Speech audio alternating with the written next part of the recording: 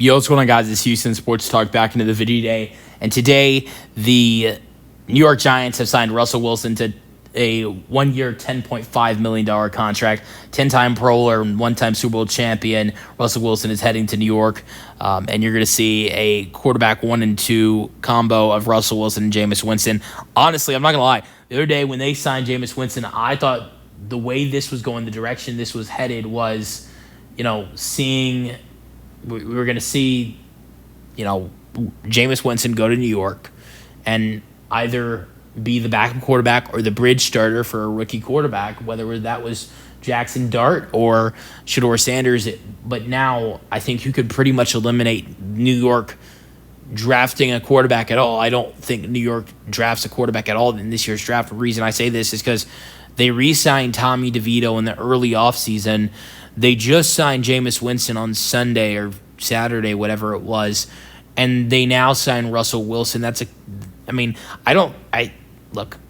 don't think you would draft a quarterback number 3 overall with Shedeur Sanders and have him be the QB3 with having Winston and Wilson. Maybe you could potentially think about drafting a quarterback later on, whether it's Dart or someone else, but I don't think there is any point of drafting a quarterback when you have 3 quarterbacks signed for next season.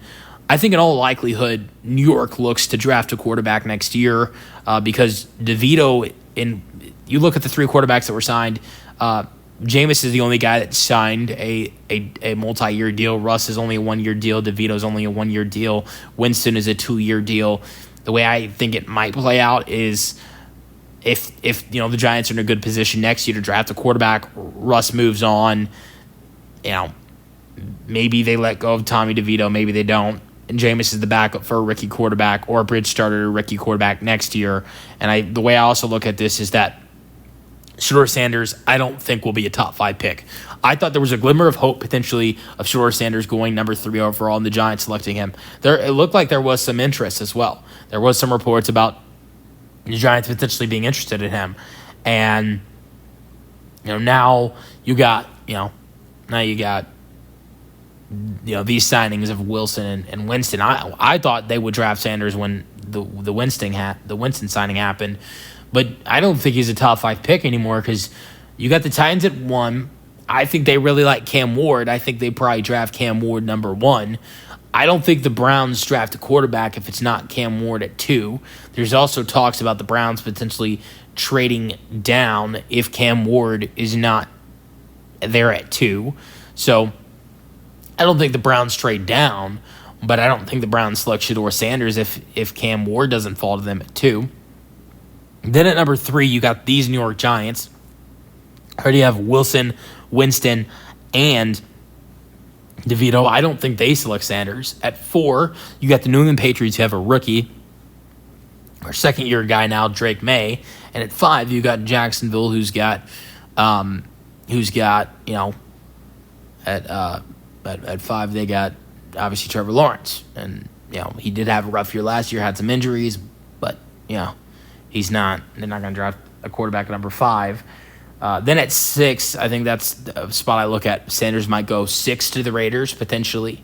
You got 7 of the Jets. I don't think the Jets draft Sanders. And so, we'll be interested to see where Sanders potentially ends up after this signing.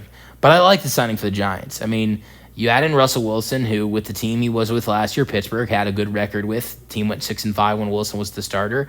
He, in 11 starts, 214 for 336. Completion percentage was 64%, threw 2,500 passing yards in his 11 starts.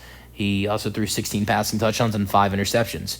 In his one playoff game against the Ravens, the team did lose, but mainly because of how bad the Steelers were defensively. Wilson actually didn't play that bad. He did have a rough first half, but Wilson, I think, all around had a solid game. 20 for 29, 270 passing yards, 2 passing touchdowns, no interceptions thrown, and he ran for 19 rushing yards.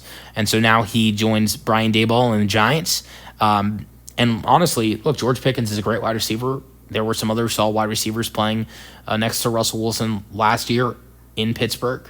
And a great tight end room, starting with Pat Freiermuth. A very solid team. And obviously playing under a good head coach and a great defense. But this wide receiver core in New York is miles better than the wide receiver core he had in Pittsburgh. Malik Neighbors is your number one at your your wide receiver one, and I love George Pickens, but Neighbors is much better. And then you look at your number two and number three guys, Darius Slayton and Wan'Dale Robinson are much better than the two or three guys that Wilson had last year in Pittsburgh. I think the weak thing that you're going to see in Russell Wilson this year, and I hope that the Giants try to fix this, is the tight end room. The Giants' tight end room is one of the weakest in the NFL. Alongside Denver last year, Indianapolis as well. Those, you got some of the worst tight end, they got one of the worst tight end rooms in the National Football League. And Russell was really confident with Freiermuth and had a really nice tight end room in Pittsburgh. So I think at some point in the draft, if you're New York, you have to look at drafting a tight end or signing one in free agency. But I think Russell Wilson, I don't know if this Giants team will be better than the Steelers were last year, but I think offensively, he's got a much better offense with just the way I look at it with the wide receivers. But yeah, let me know your thoughts on the signing for the Giants in the comment section, and peace out.